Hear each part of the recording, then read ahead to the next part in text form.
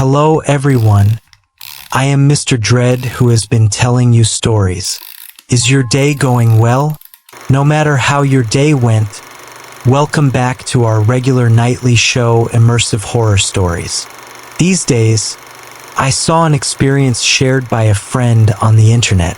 She told a story about a terrifying incident that she personally encountered. What happened? Let's listen to it together. Her description goes something like this. Late one night, she and a girl were bored and decided to go out and find some entertainment. Finally, they decided to go to a nearby billiard hall to play billiard. After they got there, they played for a while. Perhaps because she had drunk too much, one of the girls suddenly felt like she couldn't hold it anymore and wanted to go to the bathroom. This was their first time in the store, and they looked everywhere but couldn't find any sign for the bathroom. I had no choice but to ask the boss, who simply said, "We don't have a toilet in our store. If you want to go downstairs from the back door. There is a public toilet not far outside." The girl didn't think much about it and walked towards the back door alone. But when she pushed open the back door, she paused and hesitated for a few seconds. Why?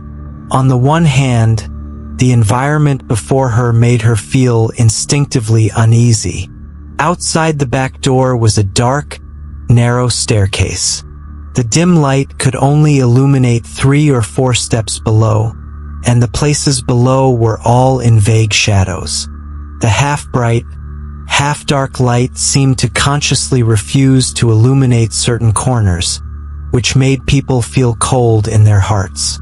She still tried to calm herself down and looked down in the direction of the dim light. Sure enough, at the end of the stairs, an old public toilet could be vaguely seen. But it was past 11 o'clock in the evening, and the environment was already too quiet. In addition, it was in the area behind a building, so you might not be able to see anything during the day. It was indeed particularly creepy to go there at this time. After much hesitation, she decided not to go alone. She turned and ran back inside, grabbing her friend's hand and saying, "Come with me." After all, when 2 people are together, even the most terrifying environment can be endured more easily. Next, they went downstairs together. Here I would like to add some structure. The back door of this building leads to a staircase that goes down along the wall, with a 90-degree turn at the bottom of the staircase. In other words, there is a solid wall on the right and an open space on the left, and you can see the end at a glance.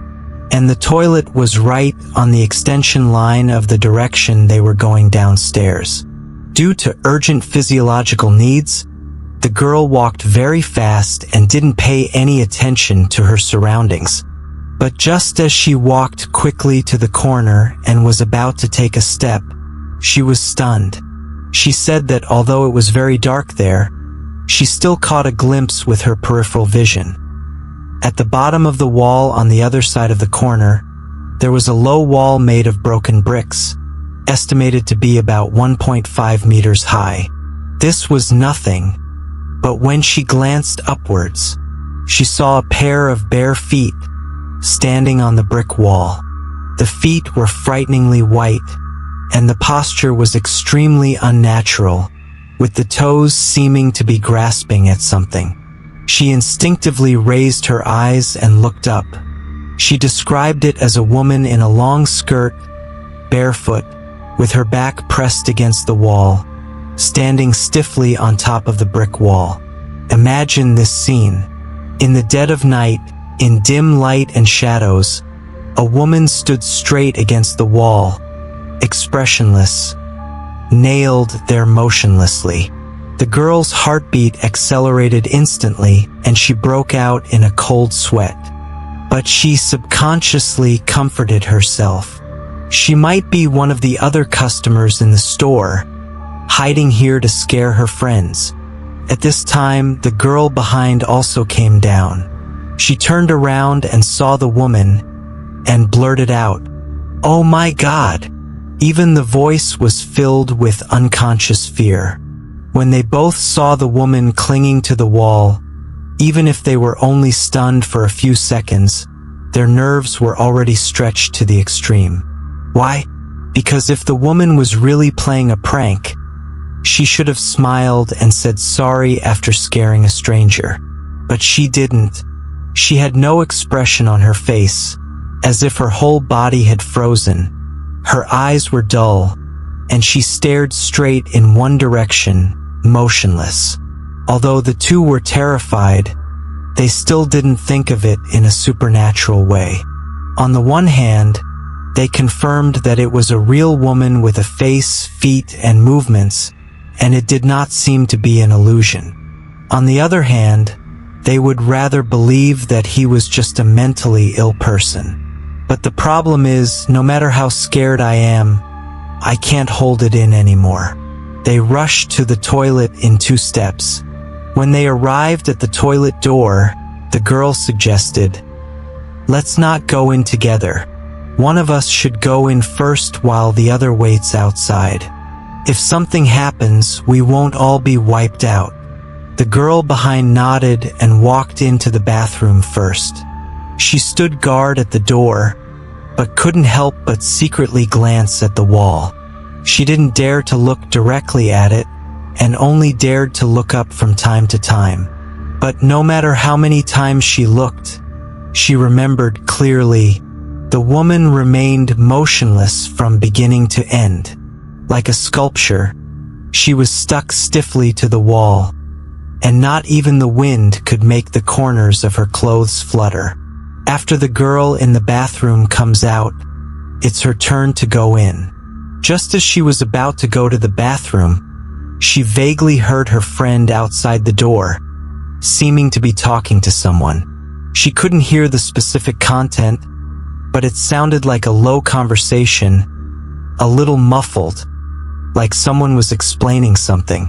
She felt relieved immediately. Maybe another customer came, or maybe the woman finally spoke up and was explaining or apologizing. She thought so, but when she came out of the bathroom, she asked her friend, "Who were you talking to just now?" The other party looked confused. "What? I was standing at the door the whole time and didn't talk to anyone. But I did hear someone talking outside." She frowned. The friend asked back, "Did you hear it wrongly?" There was indeed a gust of wind just now, and the sound might have been blown in by the wind. This back and forth conversation made the two of them even more horrified. They turned their heads together and looked at the wall again. That woman was still hanging there. Her posture did not change at all, and her eyes were still staring blankly in the same direction. There was no anger, no kindness, and even no consciousness in her eyes, just like an empty shell. At this point, they no longer dared to go back the same way. In the end, they had no choice but to bite the bullet and go back upstairs from another route. Back at the billiard hall, they went straight to the boss.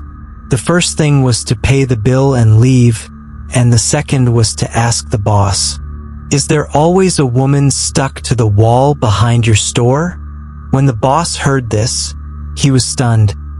"Are you kidding? Who wouldn't go home at night and stick to the wall to scare people?" Seeing that he didn't believe it, the two girls became anxious. "We just saw it with our own eyes. Why don't you go and see it for yourself?" The boss was also a cautious person. After all, it was too risky to go down alone. So he called 2 employees to go out through the back door to check.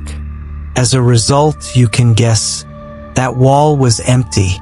The woman who was originally stuck to the wall just disappeared out of thin air. Gone. Let me stop here for a moment. That was the girl's complete experience. When I saw the comments section under this story, almost everyone guessed that the woman they saw was most likely a fake person. Regarding fake people, maybe you have heard of them, maybe you haven't. Let me briefly explain it here. The concept of pseudo-human first came from a horror short film on YouTube. It is described as an unknown creature that looks very similar to humans, but is completely different inside. The pseudo-humans imitate human appearance, smooth skin, regular facial features, and normal proportions. But if you look closely, you will find that their facial features are slightly smaller than those of humans, and their facial expressions hardly change, appearing very stiff. They have poor vision but extremely sensitive hearing. The most terrifying thing is their purpose: to replace humans. They imitate, learn, and observe silently, and slowly replace a person and become that person. So how do we identify a fake person? Some people have summarized several characteristics. First, check if the expression is too stiff. Normal people have ups and downs in their emotions and their facial muscles react. But the face of a fake person is like being covered with a thin layer of wax, mechanical and rigid.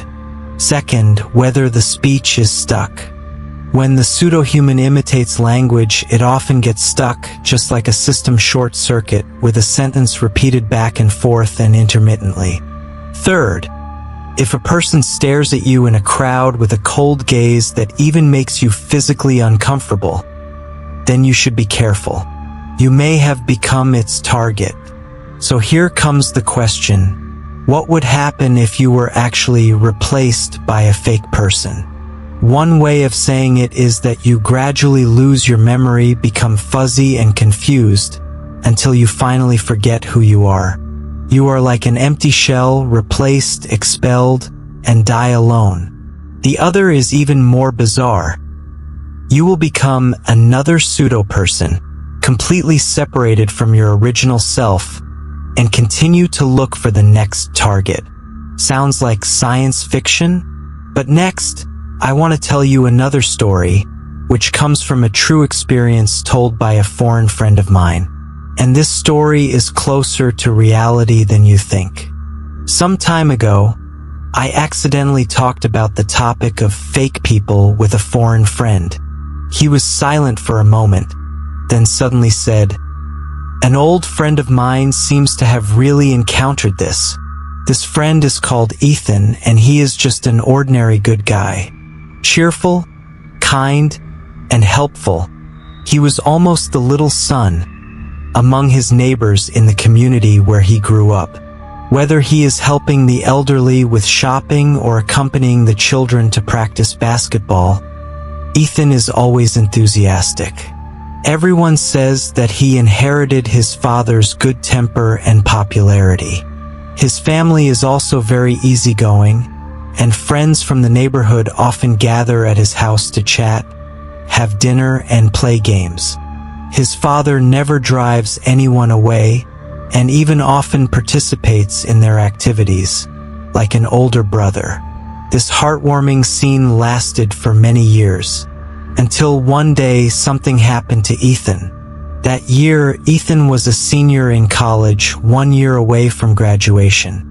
But a sudden car accident broke all the peace. He was hit by a car at an intersection. Fortunately, his life was not in danger, but he suffered multiple fractures and had to take a leave of absence from school and return home to recuperate for at least half a year. At first, everyone felt sorry for him and felt bad for him. But Ethan was a sunny person, and he was young and recovered quickly, so he was able to walk again soon. But the doctors and his family were still worried and insisted that he stay at home. It was during this period of doing nothing recuperation that Ethan encountered the most inexplicable thing in his life. We all know that young people are most afraid of being idle. Although they are taking care of their bodies, they have no place to vent their energy, which is more painful than having a broken bone. Ethan was so bored staying at home that he got a telescope and lay on the second-floor windowsill every day to observe the people coming and going in the surrounding blocks. They live in an upscale residential area, and most of their neighbors are at work during the day. Except for a few people jogging in the morning, the streets are deserted. At first, Ethan thought observation was quite interesting, and he would record which houses had people going out and at what time, like he was taking spy notes. But after 3 days, he got bored. There's no point, everyone remains the same. Just when he was about to give up this boring game and put away the telescope in the early morning, he accidentally saw a stranger.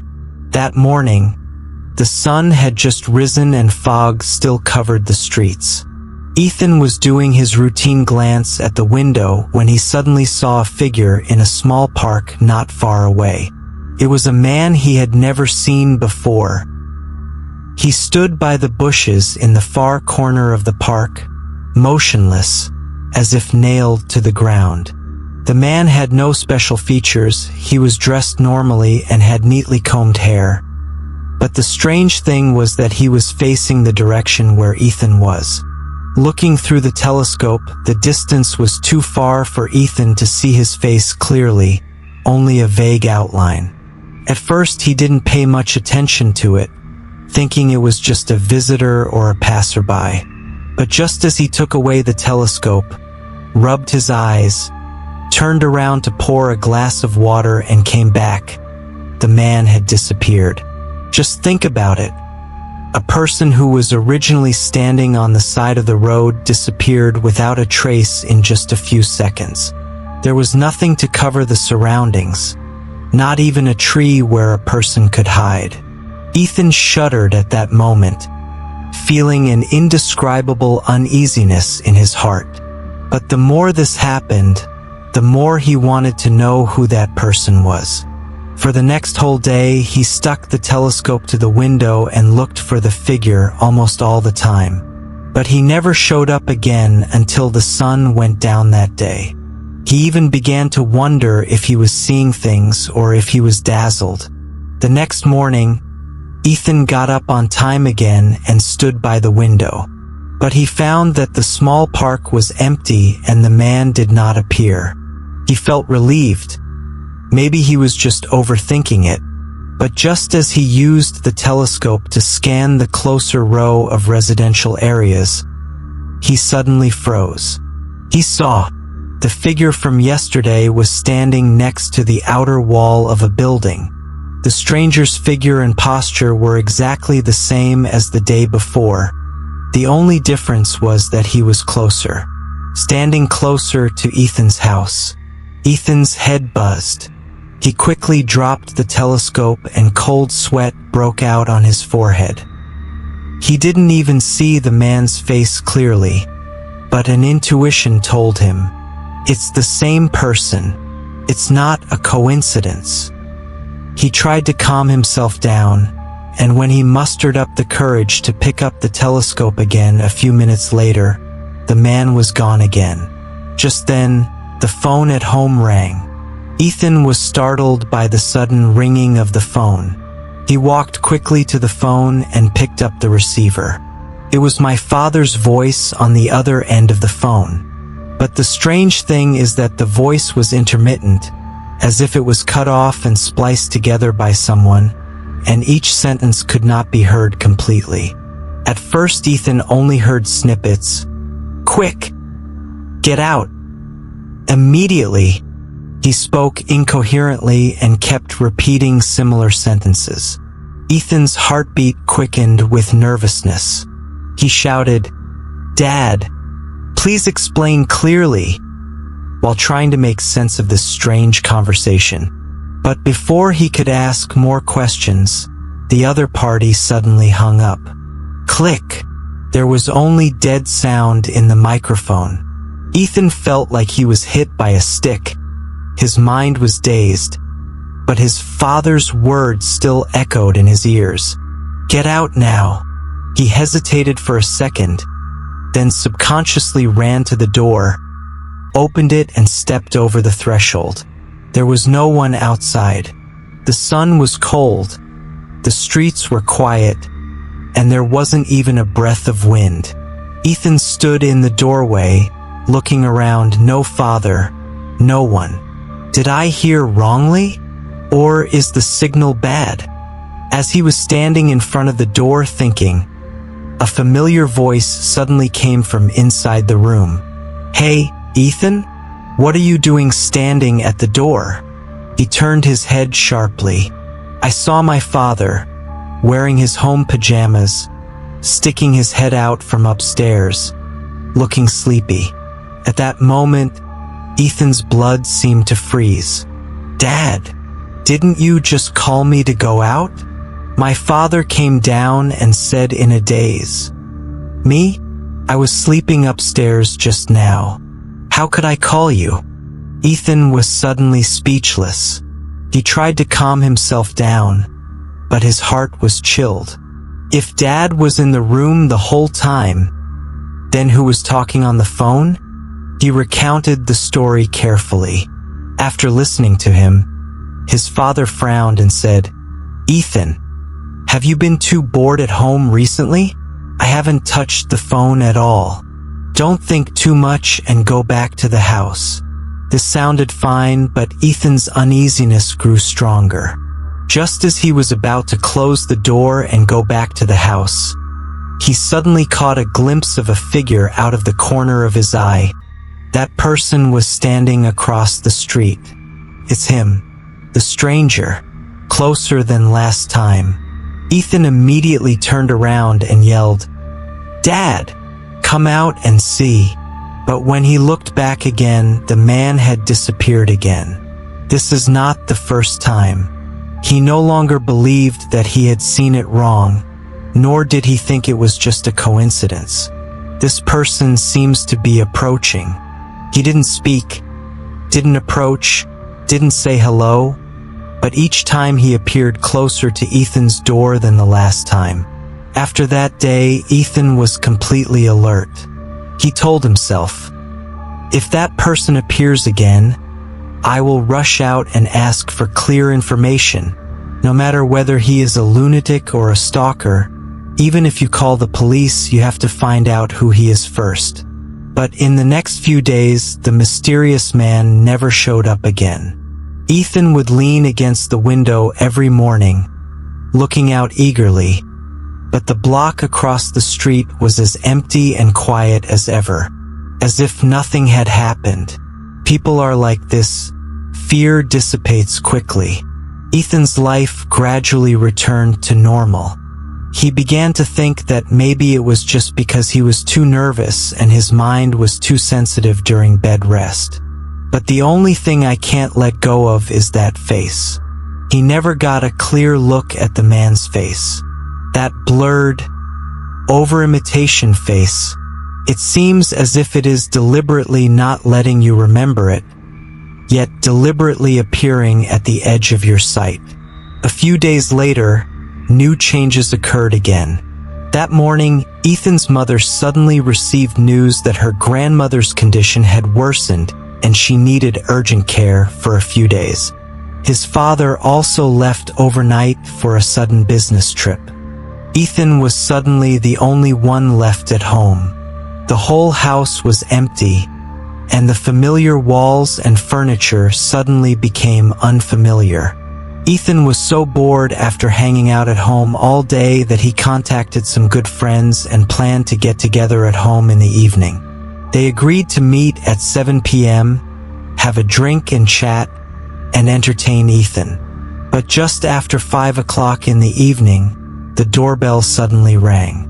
Ethan was stunned and thought, "Why are my friends here so early?" He walked quickly to the door and opened it. The person standing at the door was not a friend, but a stranger. The moment Ethan opened the door, the hairs on his body stood up. He stared at the man at the door and was speechless for a moment. That was a stranger, but it doesn't seem completely unfamiliar. His shape, his posture, even his stance were all very similar to Ethan himself. Not like, but almost identical. What's even weirder is that face. You say he has facial features and each part is in the right place, but when put together they look blurry and disjointed. You say he has no facial features? but I can clearly see the nose, eyes, and mouth. They are all there. This face looked like an imitation made of a piece of human fur. It lacked warmth and expression, and its eyes were as dull as glass beads. At that moment, Ethan froze in place, sweat pouring down his back. Then that person spoke. The voice was as weird as the expression, intermittent, as if the player was repeatedly stuck. The man mumbled a few words. The syllables were jumbled. The tone was stiff. "Go home. I leave you." Every word sounded like chewed-up stone, hard and heavy, devoid of emotion. Ethan wanted to ask, but didn't know where to start. He even wondered if it was the language itself that he couldn't understand, or if the other party simply couldn't express himself. After the man finished speaking this paragraph, he suddenly stopped. Then, his glassy eyes looked straight into Ethan's, cold as a well on a winter night. Ethan was at a loss for words and could only force himself to utter, "Did you come to the wrong door? I don't know you." After saying that, he quickly slammed the door shut and locked it. His heart was pounding and he took a few steps back, trying to calm himself down. But within a few seconds, the knocking on the door suddenly turned into violent banging on it. Boom, boom, boom. The sound wasn't like knocking on the door. It was more like trying to break the door open, like a wild animal biting at the bars. Ethan reflexively turned and ran, rushing into the living room and grabbing the phone, ready to call the police. However, before dialing the number, the sound of banging on the door suddenly stopped. It was so quiet it made my ears ring. He put down the phone hesitantly and slowly walked to the window to see if the person at the door was still there. He quietly parted a corner of the curtain and looked out. Empty. There was not a shadow on the porch. Ethan sighed in relief and was about to move away from the window. But at that moment, he caught a glimpse of someone across the street. That person was standing in front of a house on the other side of the road.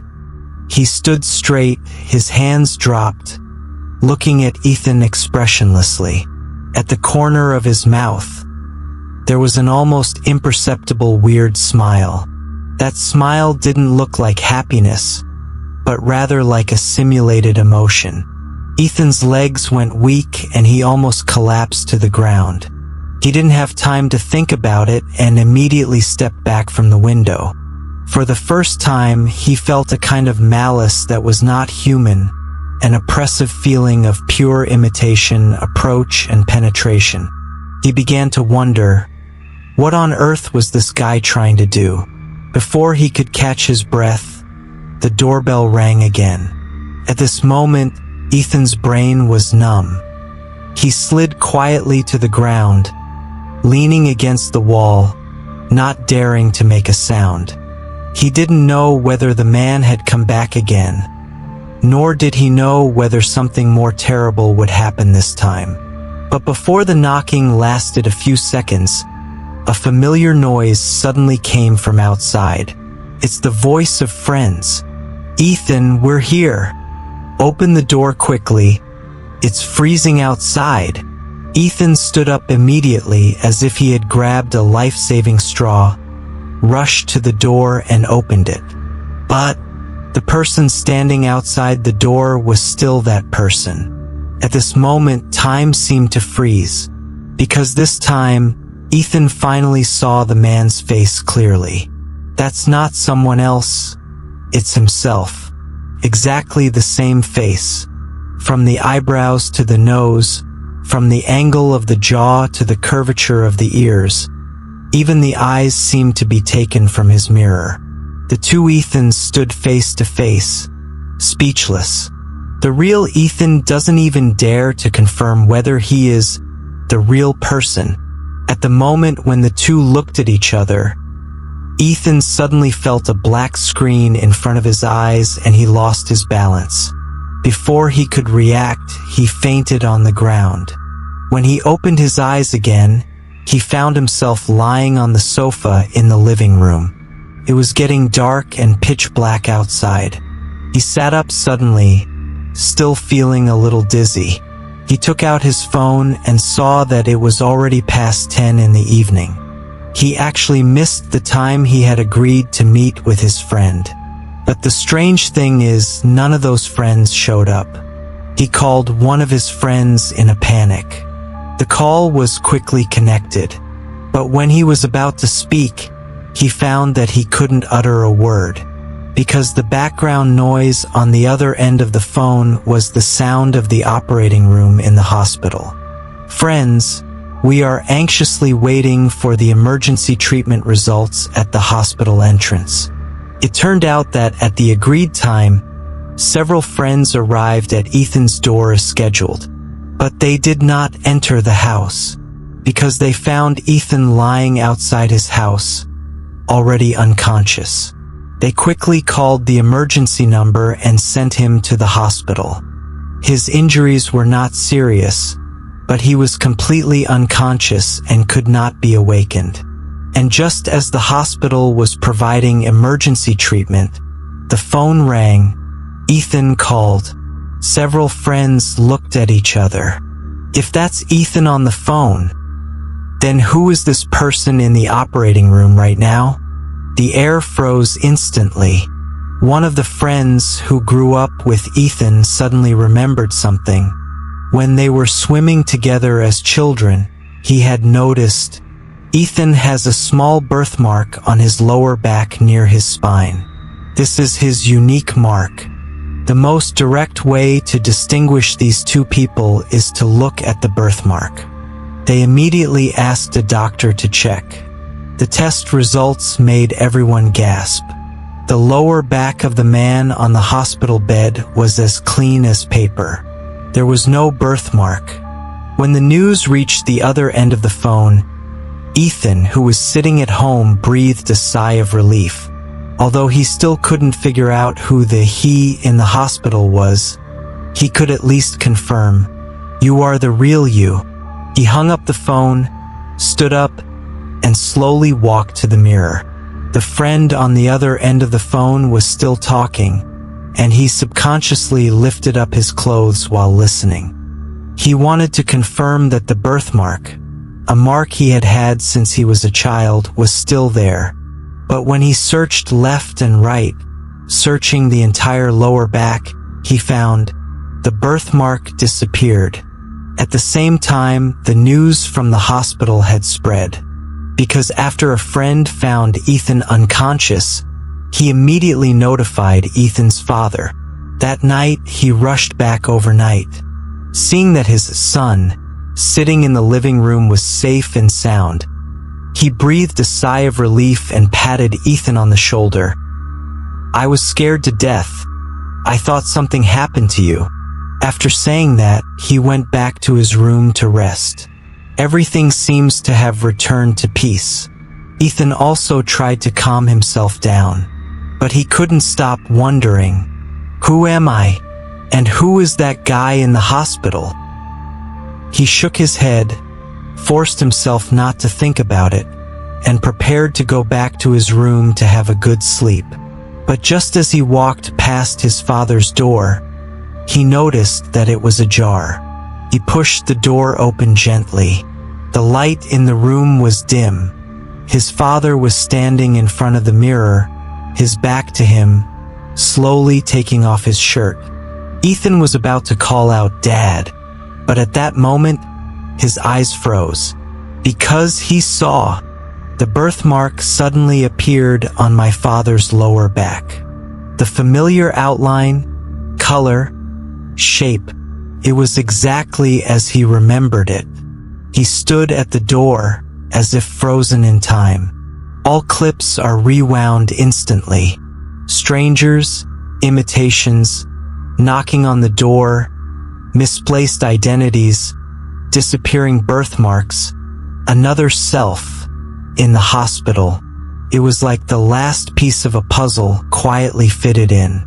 But the final image of this puzzle was unacceptable to him. Maybe I am no longer Ethan. In other words, no one in this world can really be sure who the original Ethan is. The story ends here. What do you think? Do you think the person lying in the hospital is a fake person? Or has this Ethan at home actually been replaced a long time ago? Or maybe, is the seemingly gentle father the one who has been disguised for the longest time? Tell me what you think. I am Mr. Dread, your friend, and the voice that is willing to accompany you with stories all the time. If you like today's story, please like and subscribe. Or, if you have experienced similar strange things, please let me know in the comments section. See you in the next story.